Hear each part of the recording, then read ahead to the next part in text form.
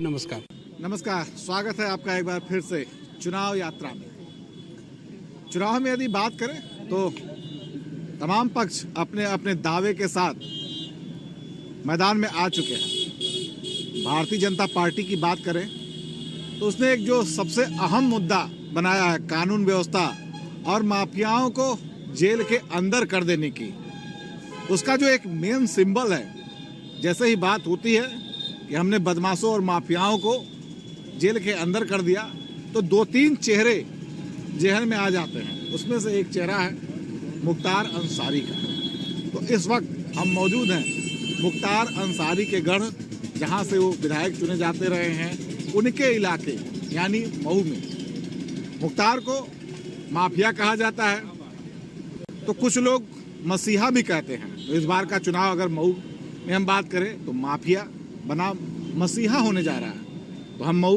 की जनता यहाँ पे मौजूद है, इनसे हम बात करेंगे कि मुख्तार आखिर क्या है, माफिया है या मसीहा है या फिर मुद्दे कुछ और है। चलिए यहीं से शुरू करते हैं। मसीहा है या माफिया है? नहीं, मसीहा है, गरीबों के मसीहा है, नौजवानों के मसीहा है। तो मसीहा जेल में क्यों है? ये तो फर्जी मुकदमों में फंसा करके उनको जेल में रखा गया है। कोई मुकदमा कोई साफ हो तो बताइए, कोई साफ नहीं। मऊ का चुनाव में मुद्दा क्या होगा? मऊ का चुनाव जो लड़ा जाएगा इस बार मुद्दा क्या? मुद्दा यही होगा कि गरीबों नौजवानों साथियों को नौकरी बेरोजगारी पे सरकार बनेगी, मुद्दा होगा यही।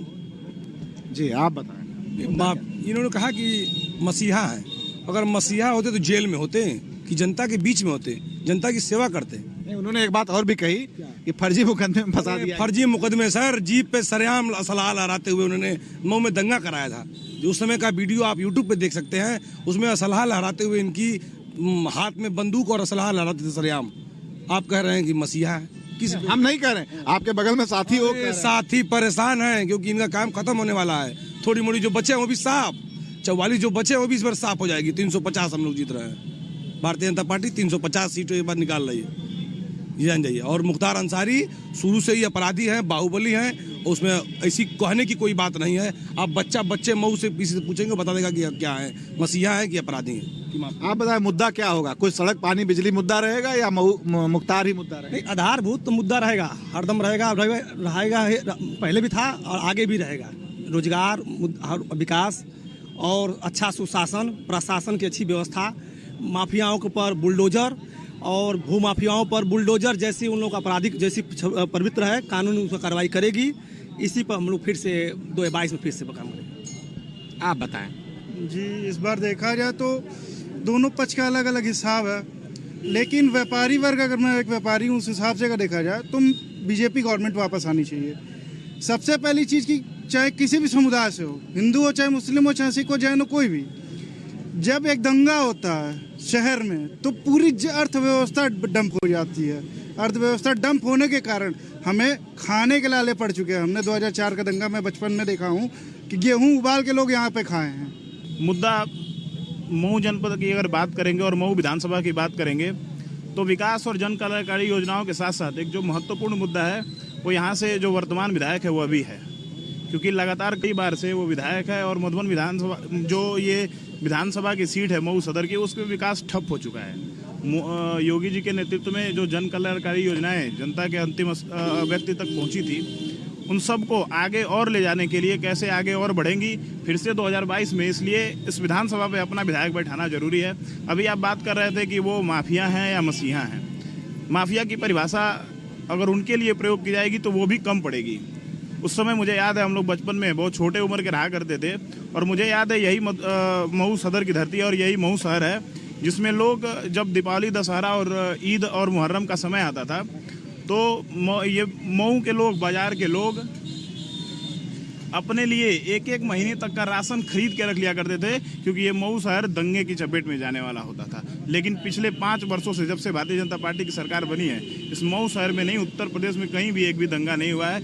इसलिए भी हमें यहाँ अपना विधायक बनाना जरूरी है। आप बताइए, जो वोट पड़ने जा रहा है, आधारभूत जो बातें होती हैं वो मुद्दा रहेगा कि वही मुख्तार बनाम?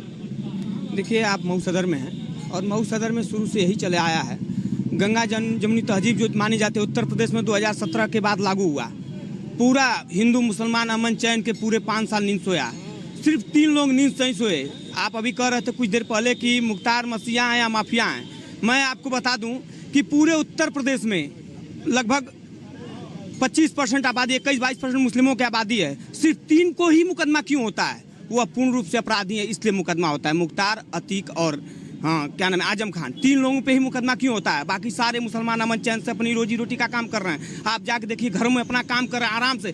सिर्फ 3 परेशान हैं क्योंकि वह जनता को लूट के अगले 25 सालों तक लगातार बेवकूफ़ बना के बैठे थे और आज जेल की रोटी खा रहे हैं। क्या लगता है मुद्दा क्या होगा? जी देखिए, सबसे बड़ा मुद्दा ये है कि हम युवा हैं और युवाओं की बात मैं करूंगा, चाहे सरकार किसी की हो, लेकिन उसके साथ साथ में भी जानने की कोशिश करूंगा कि कौन सरकार हमारे साथ ठगी करने का काम की है और कौन सरकार हमको रोजगार देने का काम की है। इस समय जो वर्तमान सरकार हमारी पूज्य योगी आदित्यनाथ जी की जो सरकार रही है 2017 से और 2022 से 5 साल की जो सरकार रही है, इसकी अगर मैं बात करूं तो हमारे पूज्य योगी आदित्यनाथ जी ने लगभग 4.5 लाख नौकरियों देने का काम किया है, जिसमें 1.5 लाख प्राथमिक स्कूलों में, माध्यमिक स्कूलों में, उच्च शिक्षा में, पुलिस में, ऐसे तमाम नौकरियां भी दरोगे की भर्ती जो चली वो प्रक्रिया में है। लेखपाल का फार्म आया वो भी चल रहा है। अरे बहुत सारे रद्द भी हो जा रहे हैं, पर्चे लीक हो जा रहे हैं। नहीं, रद्द होने का एक बहुत बड़ा कारण मैं आपको बता दूं कि जो अन्य सरकारों में जो अधिकारी जो नियुक्त हो गए हैं, जो पैसे के दम पे 2011 का 100 का पेपर हुआ था जिसमें